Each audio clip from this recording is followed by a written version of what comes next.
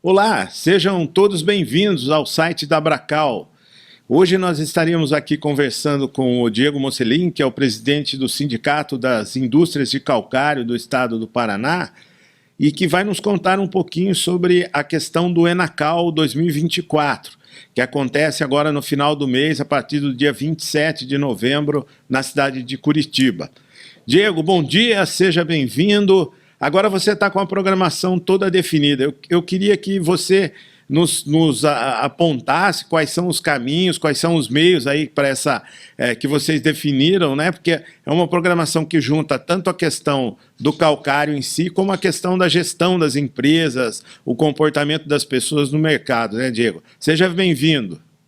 Obrigado. Bom dia, Mansur. Obrigado aí pelo convite.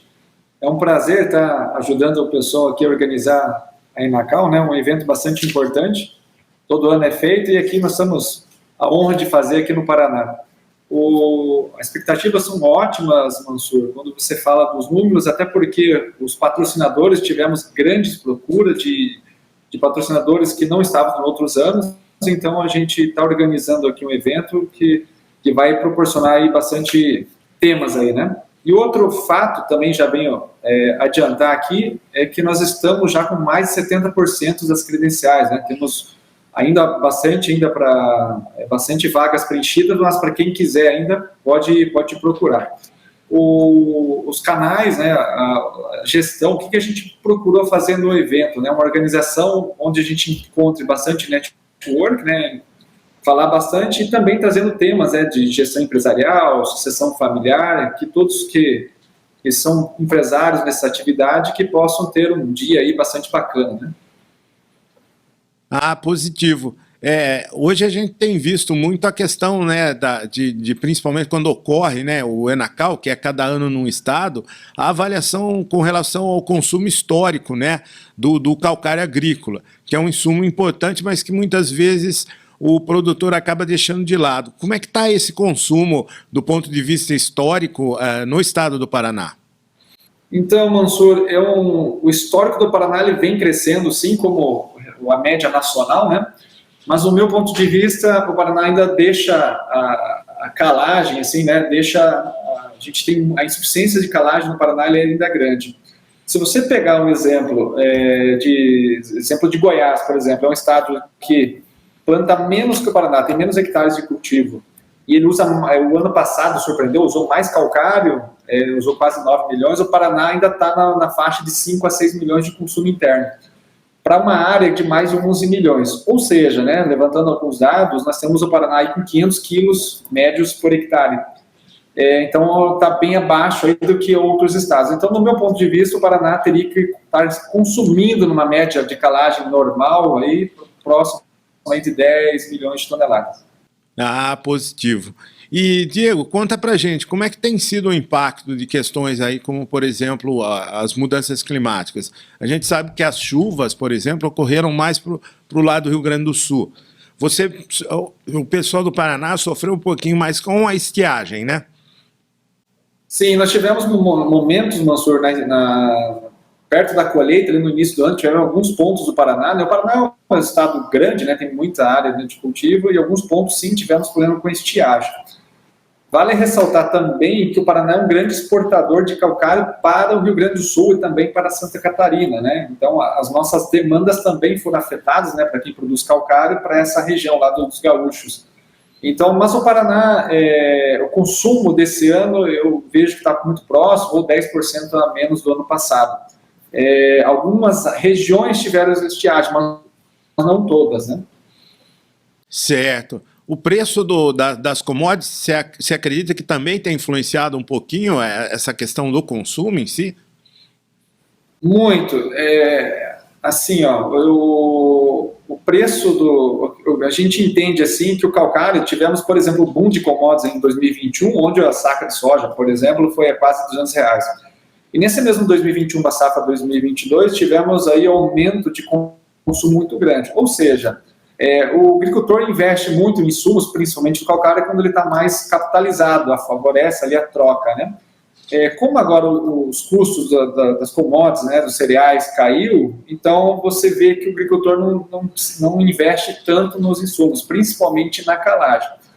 Ponto que ainda ressalto, que eles fazem o inverso. Se você pegar o histórico ali de adubos e fertilizantes, o consumo nacional, até mesmo do estado, ele permanece nos últimos 3 anos.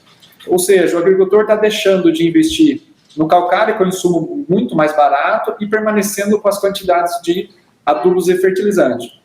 Ou seja, ele ainda continua insistindo em colocar nutrientes, sendo que o que ajuda a potencializar o uso é o próprio calcário, né, que é um insumo mais barato. Certo. E essa relação, que aliás me parece que é um problema nacional, né, uma discussão que se tem tido muito na Abracal, né, e aí chega ao seu estado, é uma relação que muitas vezes passa pela própria cultura do agricultor, né, do pensamento. Mas talvez para ele seja importante ressaltar aqui tanto a questão da produtividade maior na mesma área, né, quanto a rentabilidade, que são os efeitos que o calcário ajuda quando se fala numa aplicação anterior, né, ao fertilizante, que daí, quando colocado logo depois do calcário, ele funciona muito melhor, né? Com certeza. A gente observa ainda, né, Manso, e os dados não mentem, né? Eu falo assim, que o Paraná precisa ainda, a insuficiência de calagem, né, o crescimento de calcário teria que ser próximo de 10 milhões. O Paraná consome 6, ou seja, tem muitos milhões de hectares no Paraná que ainda deixam de produzir numa média maior justamente porque economizam em calcário. E eles não estão economizando em adubos ou fertilizantes, né?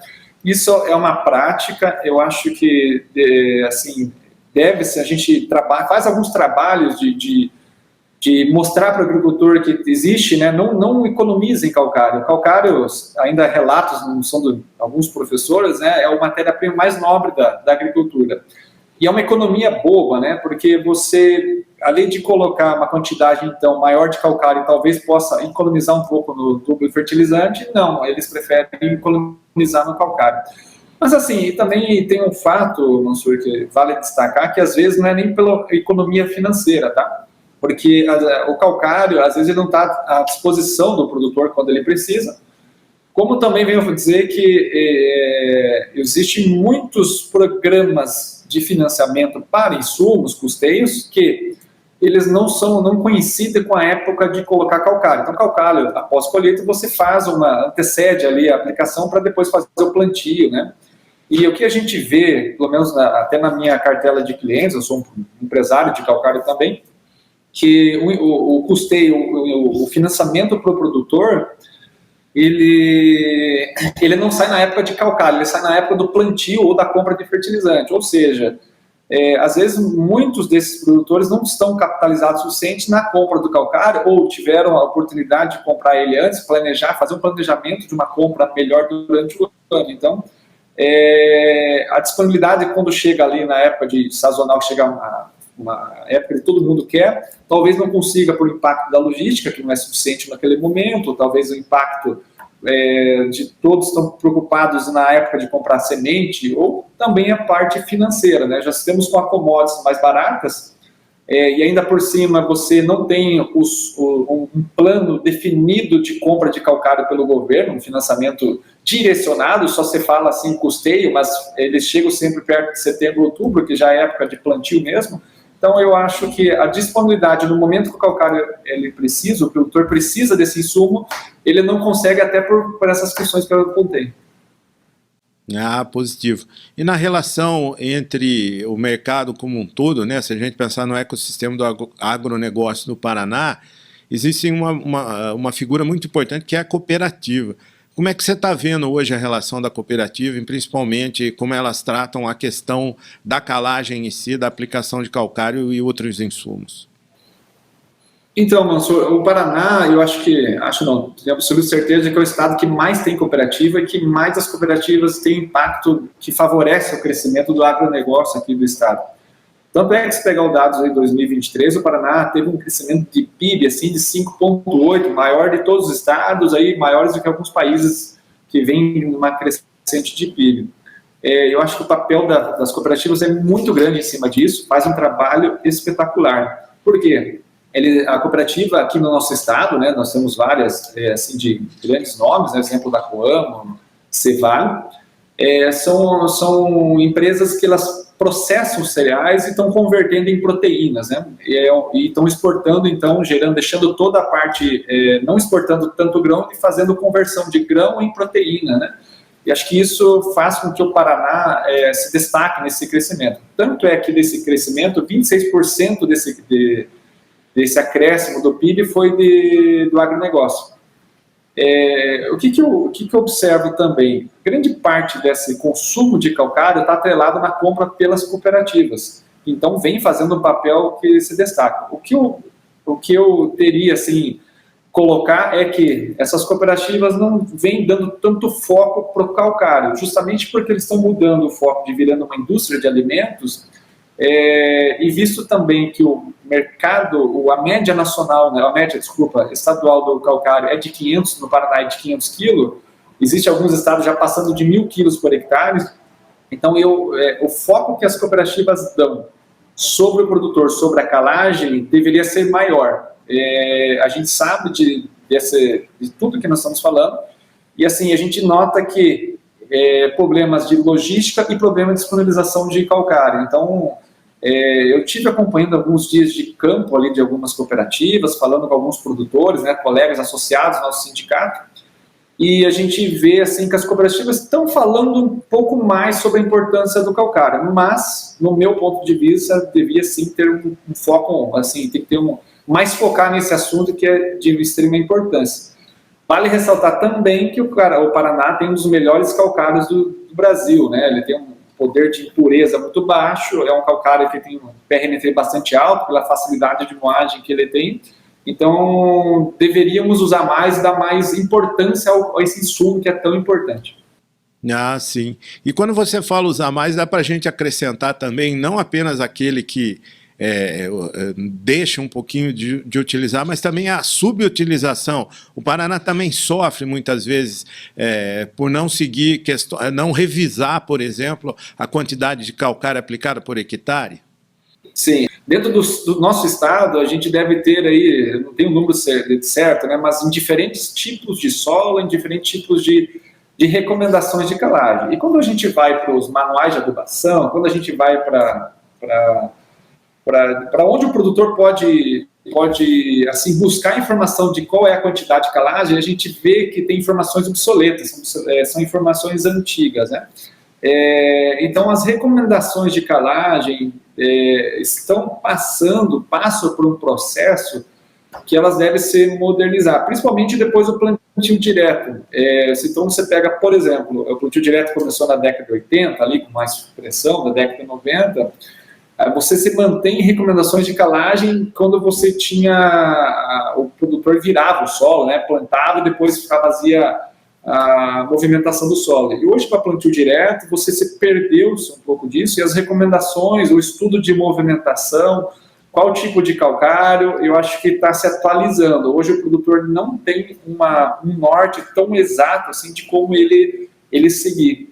Mas tem assim algumas universidades, várias cooperativas, que a gente fazendo um trabalho assim, recomendando, fazendo força para que os professores, assim, de alguns trabalhos, propriamente o nosso sindicato está fazendo um estudo de movimentação de partícula, de recomendação de calagem em diferentes quantidades. Por exemplo, a quantidade ideal, quantidade 10% acima, 30% acima, para ver se esse impacto é positivo.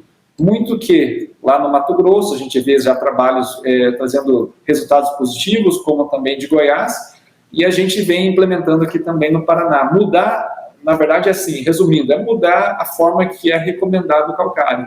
Deve-se colocar calcários pensando num perfil de 0 a 20, mas perfil de 0 a 60, de 0 a 80, que estudos indicam que esses calcários têm essa capacidade de fazer correções mais profundas. Ah, positivo. E com certeza esse tema vai estar no Enacal, né? Então eu gostaria de convidar você, né, para que falasse novamente ao nosso público que está acompanhando aí, como você disse, ainda existe em torno de 30% das vagas, de um evento que é gratuito, né, com altíssimo conhecimento sendo discutido, e que é gratuito. Tem o site do Enacal, que as pessoas podem estar acessando. A gente vai estar aqui também, já está divulgando aqui, e eu gostaria que você fizesse um convite, então, para o pessoal, tanto da parte técnica, ou mesmo até da parte comercial, das empresas de calcário, dos estudantes, né, o público em geral, esteja presente ao Enacal, que vai começar no próximo dia 27, né? Claro, será um prazer. Eu quero fazer um convite a todos os empresários que são administradores de empresas de mineração de calcário, são pessoas, diretores, né, gerentes comerciais dessas indústrias, que possam participar aqui no Enacal. Eu acho que é um encontro único, exclusivo para nós, produtores de calcário. A gente sabe o tanto que problemas que uma mineração enfrenta nos próximos décadas, né, questão ambientais, questão de produtividade. A gente vem, não é só o Brasil, né, as legislações ambientais vêm apertando, ESG, né, hoje já estão cobrando ESG de empresas, e nós estamos fazendo o evento aqui para que a gente possa ter o network, né, conversar com todos, trazer o que é melhoria para o grupo. Não é porque a empresa deixar de falar de concorrência em alguns momentos e falar de se ajudar. É uma união. Quanto mais unidos for o setor, melhor para todos. Eu vejo assim, o Brasil produzindo ainda 60 milhões de toneladas, a gente pode chegar aí de consumo, se trabalharmos juntos, unidos, mais de 100 milhões, eu acho que tem muito a crescer, não somente o Paraná, como apontei aqui, mas o Brasil como um todo, dá para trabalhar, dá para a gente fazer. E assim, nós estamos disponibilizando no link, né, no site do Enacal, para fazer o credenciamento antecipado. Não deixem para a última hora, visto que pode ser que as vagas são limitadas, elas já estão quase 2/3 preenchidas, então não deixe por última hora chegar aqui em Curitiba, chegar no evento lá, pode ser que você não vai encontrar credenciais suficientes, ou não vai ter vagas limitadas, já estarão preenchidas. Então, façam o meu apelo, vocês que são de outros estados, estados do Norte, Centro-Oeste, Nordeste, Sul, Sudeste, que a gente já tem, que venham, participe, que venham, que a gente já está preparando, né? A gente espera que seja um grande evento, que a gente possa conversar bastante e também preparar para o próximo Enacal, que a gente não possa deixar que esse evento tão importante para o nosso sumo, né, que é esse calcário, que para muitos são a matéria-prima mais nobre da produção, né, da agricultura, que venha aqui que a gente possa conversar, bater um papo. Ok, obrigado, Diego. Um abraço para você e até o Enacal. Obrigado pela oportunidade e agradeço a todos. Se vemos até dia 27. Eu falei com o Diego Mocelin, que é o presidente do Sindicato das Indústrias de Calcário do estado do Paraná. O Enacal começa no próximo dia 27 e ainda há inscrições que são gratuitas, mas limitadas. Até mais!